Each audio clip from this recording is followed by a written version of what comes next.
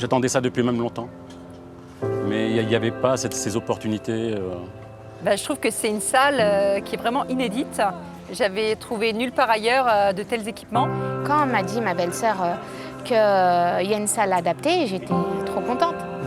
Tout nouveau et un peu une libération à ce niveau-là, de pouvoir pratiquer du sport au quotidien comme une personne valide, dans une salle vraiment hyper adaptée, quoi.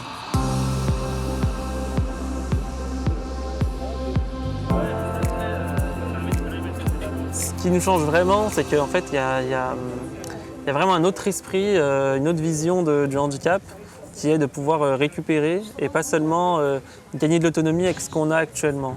Parce qu'en centre de rééducation, ils nous disent vous êtes para, vous restez para. Alors que là, on pratique une activité sportive, un peu comme dans une salle de fitness, avec d'autres personnes qui sont présentes, avec un enseignant en sport adapté qui nous accompagne. On voit ses progrès, donc c'est beaucoup plus motivant. Et en plus, ils ont le sourire. Ils ne sont pas là à nous regarder comme on est des personnes handicapées. Non, ils sont là à nous dire peut-être qu'on va réussir ou peut-être pas. Et il y a plus cette volonté et on ne le trouve pas ailleurs. On voit les résultats et là, on en veut encore, on va dire, si c'était possible au quotidien, quoi. Plus une vision optimiste et dans le fait de pas seulement récupérer que de l'autonomie, mais aussi récupérer des fonctions qu'on a perdues, quoi. C'est plutôt le fait d'avoir l'ensemble du corps en fait, qui est en mouvement et de se sentir relié entre la partie qui fonctionne et celle qui est paralysée. Oui, ça joue sur le moral. En fait, ça devient une addiction même. Donc c'est vrai que je vais surtout à la salle de sport pour faire le vélo avec électrostimulation. Mais une fois sur place, c'est aussi l'occasion d'aller faire d'autres types d'exercices, notamment pour les membres supérieurs. Là, si ça marche, je m'en vais. Je m'en vais.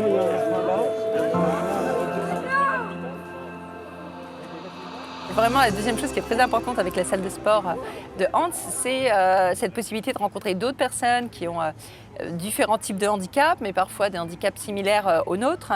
On est tous pareils. Il n'y a pas de petits ou gros handicap, on est pareils. Puis on peut se faire des amis, se conseiller, vraiment partager des choses qu'on ne peut pas partager avec beaucoup d'autres personnes, quoi. On se donne beaucoup de conseils. Vu qu'on est en fauteuil, nos expériences, ce n'est pas des expériences de personnes qui sont debout. En fait, s'il y a quelqu'un qui va me parler en fauteuil roulant, je vais plus croire lui qu'une personne valide. On sera plus attentif aux personnes assises. On vient d'environnements tous différents, on a tous notre histoire et en même temps on la partage, donc nos expériences, nos vies. Et ça, c'est vraiment très, très enrichissant. Ouais, c'est une petite famille. Sans personnel qui est aussi performant que ça, souriant, il n'y aura pas Hans. Déjà un grand bravo au personnel avant tout. C'est trop bien. Mais il ne faut pas le dire. Chut.